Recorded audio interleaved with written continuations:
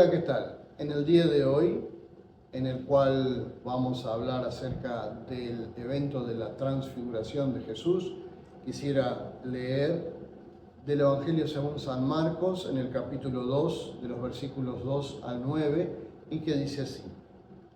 6 días después, Jesús tomó consigo a Pedro, a Santiago y a Juan, y los llevó a una montaña alta donde estaban solos. Allí se transfiguró en presencia de ellos. Su ropa se volvió de un blanco resplandeciente, como nadie en el mundo podría blanquearla. Y se les aparecieron Elías y Moisés, los cuales conversaban con Jesús. Tomando la palabra, Pedro dijo a Jesús: Rabí, qué bien que estemos aquí. Podemos levantar 3 albergues, uno para ti, otro para Moisés y otro para Elías. No sabían qué decir, porque todos estaban asustados. Entonces apareció una nube que los envolvió, de la cual salió una voz que dijo: Este es mi Hijo amado, escúchenlo.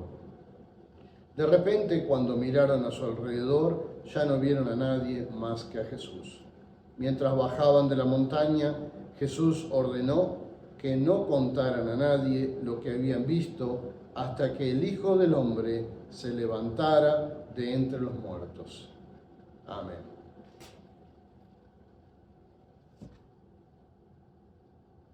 Escuché recientemente una pregunta sobre por qué es necesario ir a la iglesia para creer.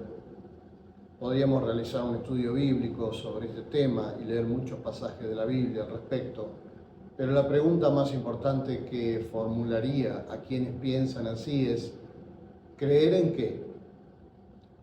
¿Creer en quién? Quizás me responderían: creer en Dios. El domingo pasado, si ustedes recuerdan, hablamos acerca de los demonios que se espantaban cada vez que salían de los cuerpos poseídos a la orden de Jesús. Y si ustedes recuerdan, los demonios decían: ¿qué tenemos que ver contigo, Jesús?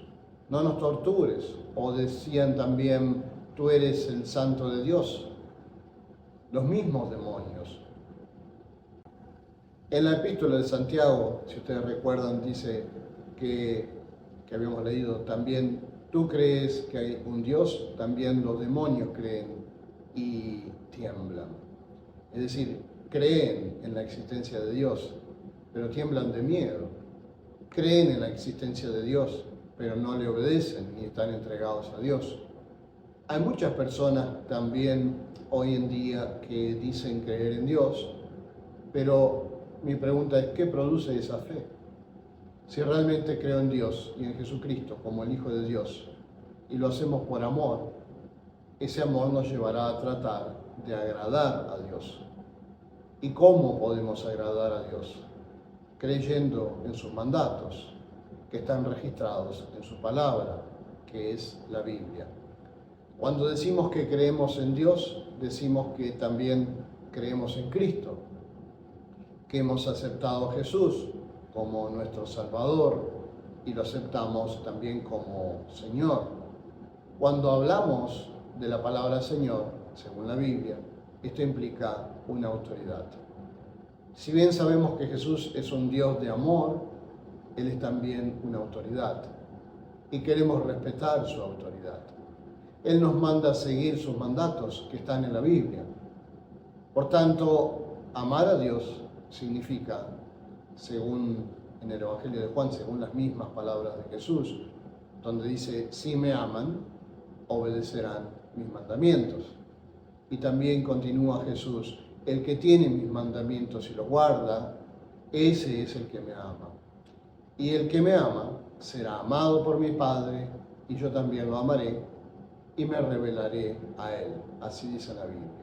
¿Cuál es entonces la diferencia entre los demonios que creen, es decir, que saben de la existencia de Dios, y los cristianos o creyentes? Es que los creyentes aman a Jesús. Los demonios odian a Dios. Quizás haya muchas razones para afirmar que se puede creer sin ir a la iglesia o sin ser parte de la comunión de los santos en muchas personas. Pero también es cierto es que si queremos creer en Dios, implica amor a Dios y compromiso con Él. Por otro lado, a nadie se le obliga a creer en Dios, eso lo sabemos. Vos podés hacer lo que quieras en tu vida, pero creer en Dios implica también entrega a Dios. Si hiciéramos, por ejemplo, una encuesta por las calles de nuestras ciudades y preguntaríamos a la gente, ¿usted cree en Dios? ¿Qué porcentaje piensan ustedes que respondería afirmativamente? Y yo diría que un 80% o quizás más. Pero ¿cuántos de esos participan activamente en la vida de la fe y se congregan en una iglesia? Y si no es así, ¿por qué es así? Yo quiero ser amoroso con todos ellos, con esto que estoy diciendo, y decirles que quizás no lo saben aún, pero si de verdad creemos o queremos creer, hay un paso más que tenemos que dar para ello. Y eso es tener una verdadera relación con Dios. Esta relación nos va a proporcionar paz, alegría, vida, protección, satisfacción en la vida, salud, bienestar, plenitud de vida y mucho más. Por ejemplo, la salvación eterna que todos sabemos. Y a todo ello le llamamos, en el lenguaje de la Biblia, la bendición de Dios. Quizá muchos no sepan esto. Hace falta un paso más. Y eso se llama entrega a Dios, basada en una relación de confianza y de amor a Jesús. Hay un cuento sobre una niña que estaba en la parte superior de las escaleras de su casa y su padre estaba abajo en el sótano. El sótano estaba oscuro, por lo que la niña no podía ver a su padre desde arriba, pero él la llamaba desde la oscuridad y le pedía que saltara hacia él. La niña escuchaba la voz. Ella sabía que era la voz de su padre, que su padre se encontraba allí abajo. Es decir, ella creía. Pero a pesar de no poder ver a su padre debido a la oscuridad, la niña no solo cree en la voz de su padre, sino que confía en la voz de su padre y que su padre la agarraría y por tanto da el salto, confiando firmemente que él la sostendría. Cuando salta, su padre la atrapa con seguridad, demostrando así que no solo su fe, sino también su confianza en él estaban bien fundadas. Y esta historia ilustra la naturaleza de la fe y la confianza, comparándola con la fe y confianza que se nos pide tener en Dios, incluso cuando no podemos verlo o entender completamente su plan para con nosotros. Y yo diría que la moraleja es que al igual que la niña cree y también confía en su padre, debemos también nosotros creer, pero también confiar en Dios y en sus promesas que están en su palabra, la Biblia. Creer en Dios va de la mano con la confianza y eso se llama la entrega a Dios. Cuando hay fe y entrega a Dios, activamos la bendición de Dios en nuestras vidas. En este tiempo de Epifanía, que termina con este domingo, hemos hablado sobre todos los textos que mencionan la sobrenaturalidad de Dios. Hoy hemos leído en el Evangelio sobre la divinidad de Jesucristo. Se nos muestra que Jesús es efectivamente la palabra viva de Dios. Moisés, para el pueblo judío, representa la ley, y Elías a los profetas.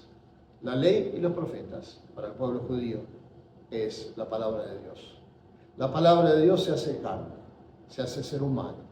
Y Dios mismo les dice a los discípulos, este es mi Hijo amado, escúchenlo. Y Jesús hoy nos invita a creer de verdad y nos dice, este es mi Hijo amado, escúchenlo. ¿Qué significa escuchar? Escuchar en este contexto es seguirlo, obedecer su palabra, es confiar, es entregarse a Él. ¿Y dónde está su palabra? Su palabra se encuentra registrada en el libro que llamamos la Biblia. Los milagros también existen, porque Dios existe. Deseamos ver milagros en nuestra iglesia, en nuestras familias, en nuestra comunidad. Pero primero debemos poner a Dios en primer lugar, obedeciéndole y amándole con determinación.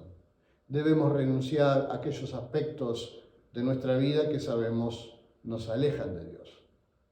Muchos afirman que no saben cómo leer la Biblia o cómo interpretarla. Este es el segundo problema, para aprender a discernir qué nos dice la palabra de Dios para nuestras vidas. Una cristiana llamada Corrie ten Boom dijo una vez: no te preocupes por lo que no entiendas de la Biblia.